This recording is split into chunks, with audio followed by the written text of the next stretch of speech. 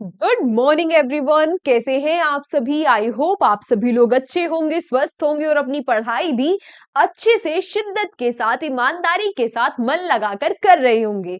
मैं निकिता चौधरी स्वागत करती हूं आप सभी का हमारे एग्जाम जर्नी परिवार में। आज के सेशन में, इस डेली करंट अफेयर्स के सेशन में, हम कल तक के 10 करंट अफेयर्स के इंपॉर्टेंट क्वेश्चंस को मात्र 10 मिनट में कवर करेंगे। तो शुरू करें अपने सेशन को। उससे पहले आप सभी बच्चों के लिए जरूरी जानकारी। जनवरी महीने के लिए हमारी योद्धा मैगजीन लॉन्च हो चुकी है, जो आपको हिंदी और इंग्लिश दोनों लैंग्वेजेस में मिलेगी। कहाँ मिलेगी? हमारे एग्जाम जर्नी की एप्लीकेशन पर ही आपको मिल जाएगी। ठीक है। आज का हमारा पहला क्वेश्चन क्या है? आज का पहला क्वेश्चन है, when was national women's day celebrated recently? अभी हाल ही में राष्ट्रीय महिला दिवस कब मनाया गया? तो जो राष्ट्रीय महिला दिवस है, ये 13 फरवरी को मनाया जाता है। क्यों 13 फरवरी को मनाया जाता है? क्योंकि 13 फरवरी 1879 को जन्म हुआ था सरोजनी नायडू जी का। उनकी बर्थ एनिवर्सरी पर हम राष्ट्रीय महिला दिवस मनाते हैं। क्यों भाई? उन्हीं की बर्थ एनिवर्सरी पर क्यों मनाते हैं? क्योंकि ये हमारी इंडियन हिस्ट्री की काफी काफी काफी इंपॉर्टेंट महिला है। कैसे? ये हमारे भारत की पहली पहली महिला गवर्नर बनी थी। इसके साथ साथ इन्होंने जो हमारे इंडिया की इंडिपेंडेंस के लिए मूवमेंट हुए थे, उनमें भी एक्टिवली पार्टिसिपेट किया था। इसके साथ साथ इन्होंने इंडियन नेशनल कांग्रेस जो थी, उसकी अध्यक्षता करने वाली पहली भारतीय महिला भी कौन थी? सरोजनी नायडू जी ही थी। अगर आपसे पूछे कि पहली महिला कौन थी, वो थी एनी बेसेंट। और अगर आपसे पूछे कि पहली भारतीय महिला कौन थी, वो थी सरोजनी नायडू जी। ठीक है, दोनों नाम में कंफ्यूज नहीं करना है। एग्जामिनर काफी कंफ्यूज करता है। एग्जामिनर तो सही पूछता है, लेकिन एग्जाम हॉल में बैठ के आप कंफ्यूज हो जाते हो, क्योंकि रिवीजन तो करा नहीं होता है ना। इसलिए दोनों नाम को आप अलग अलग याद रखना, डिफरेंस याद रखना। पहली भारतीय महिला कौन थी? सरोजनी नायडू जी। और इनके जन्म उत्सव पर हम क्या बनाते हैं? राष्ट्रीय महिला दिवस। ठीक है। अगला question, Who has recently won the men's singles title of Chennai Open 2025 tennis? अभी हाल ही में चेन्नई ओपन 2025 टेनिस का पुरुष एकल का खिताब किसने जीत लिया है? आपसे ये पूछ रहा है। तो ये जीता है किसने? एलियस येमर। स्वीडन के एलियस येमर को हराकर केरियन जैकेट। केरियन जैकेट कहाँ के है? ये फ्रांस के। भाई प्रोनाउंसिएशन देख लेना क्या होगा इस नाम का, पर फिर भी हमें क्या है, हमें तो नाम याद होना चाहिए। ठीक है। तो फ्रांस के कैरियन ने ये जो टाइटल था, इसको जीत लिया है। उनका ये पहला एटीपी टाइटल है। इस बात को भी आप याद रखना। अगला question, recently Lok Sabha speaker Om Birla has announced the suspension of translation services in how many languages in parliament? क्या बोला आपसे? आपसे बोला कि अभी हाल ही में लोकसभा के अध्यक्ष ओम बिरला ने संसद में कितनी भाषाओं में अनुवाद सेवाओं के विस्तार के लिए घोषणा की है। यानी यानी जो पार्लियामेंट के सेशन है अभी, वो और कितनी लैंग्वेज है जिसमें ट्रांसलेट होकर आपको मिलेंगे? तो भाई और 6 लैंग्वेज होंगी जिनमें जिनमें आपको पार्लियामेंट के सेशंस जो है वो सुनने को मिलेंगे। कौन कौन सी ये 6 लैंग्वेजेस है?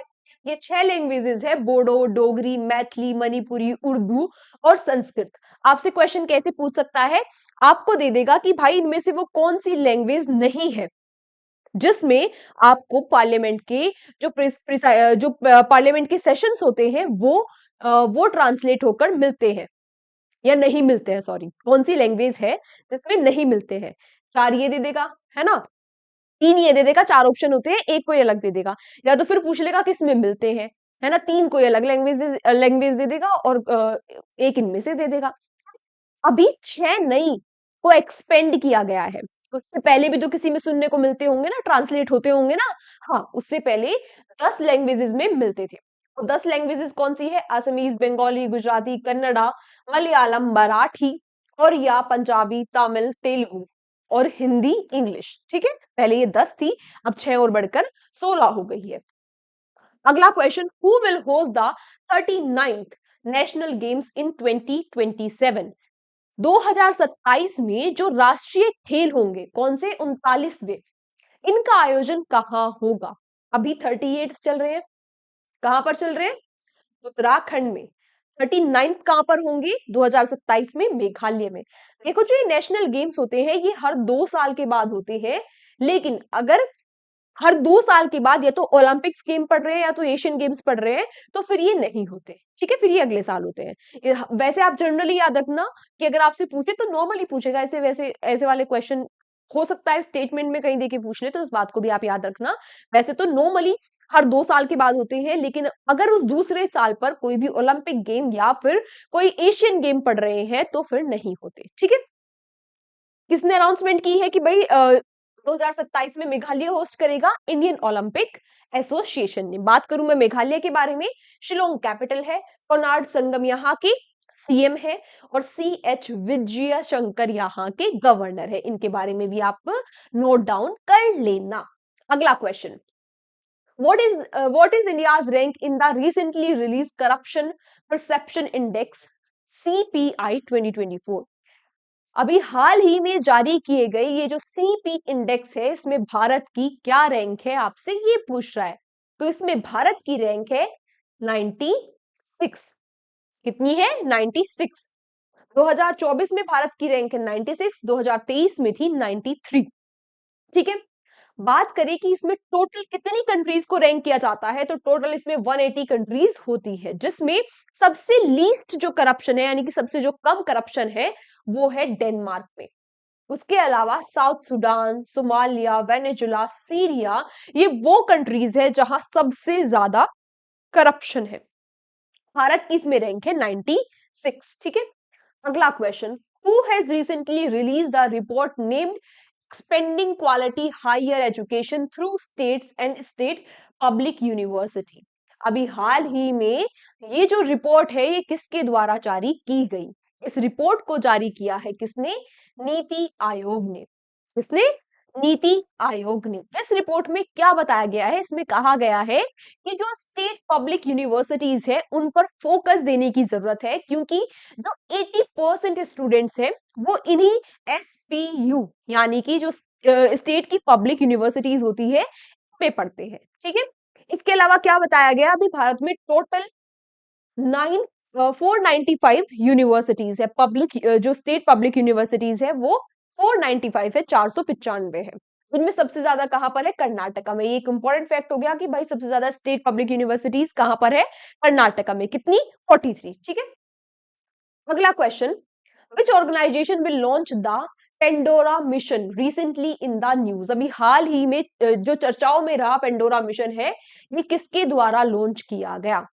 इस मिशन को लॉन्च किया है नासा ने। किसके द्वारा लॉन्च किया है? स्पेसएक्स, है ना, स्पेसएक्स के द्वारा इसको लॉन्च किया है।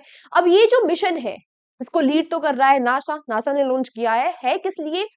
ये मिशन लॉन्च किया गया है जो एक्सोप्लैनेट है, यानी कि जो हमारे सोलर सिस्टम के बाहर के प्लैनेट्स हैं उनके बारे में, वहां पर कैसा एटमॉस्फेयर है उसको स्टडी करने के लिए इस मिशन को लॉन्च किया है नासा ने।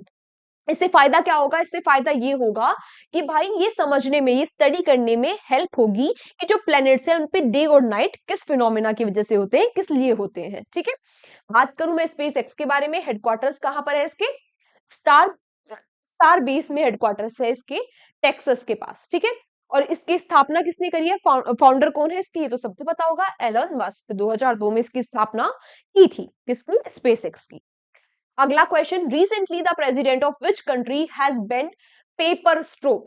अभी हाल ही में वो कौन से देश के राष्ट्रपति है जिन्होंने भाई पेपर स्ट्रो को ही बैन कर दिया है?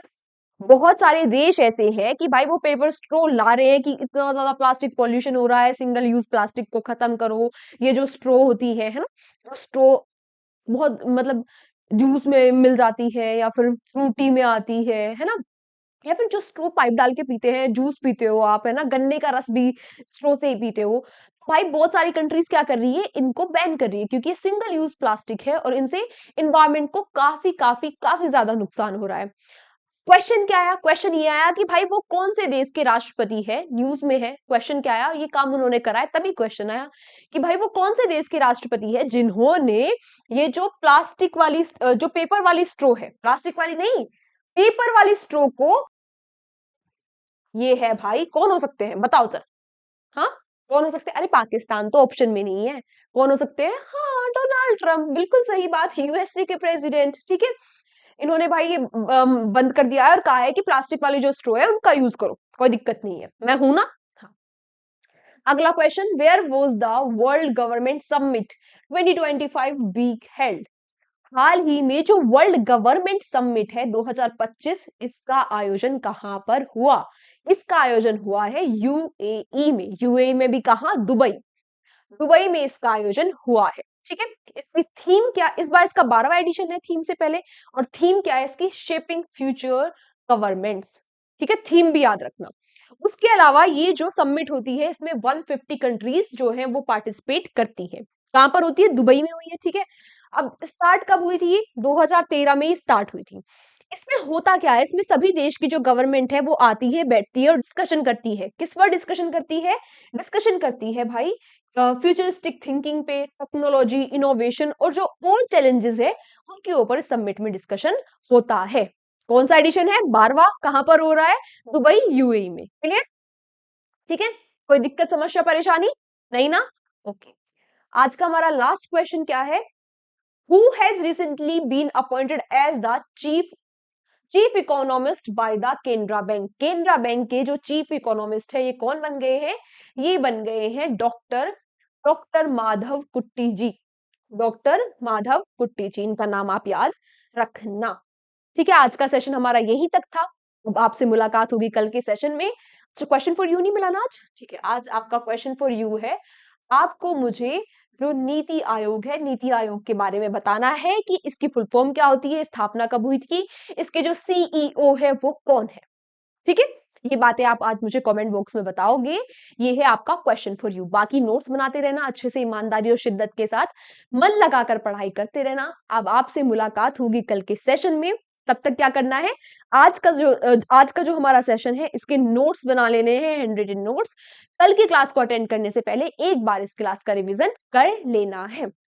ठीक है, बस इतना सा काम करना है। बाकी अपना अपनी हेल्थ का ध्यान रखना है, अपना ध्यान रखना है, अपने बड़ों का ध्यान रखना है, अपनी फैमिली का ध्यान रखना है, अच्छे से रहना है, हंसी खुशी रहना है, हंसते रहना, मुस्कुराते रहना है, टेंशन नहीं लेनी है। मिलते हैं आपसे कल के सेशन में। Take care, bye bye.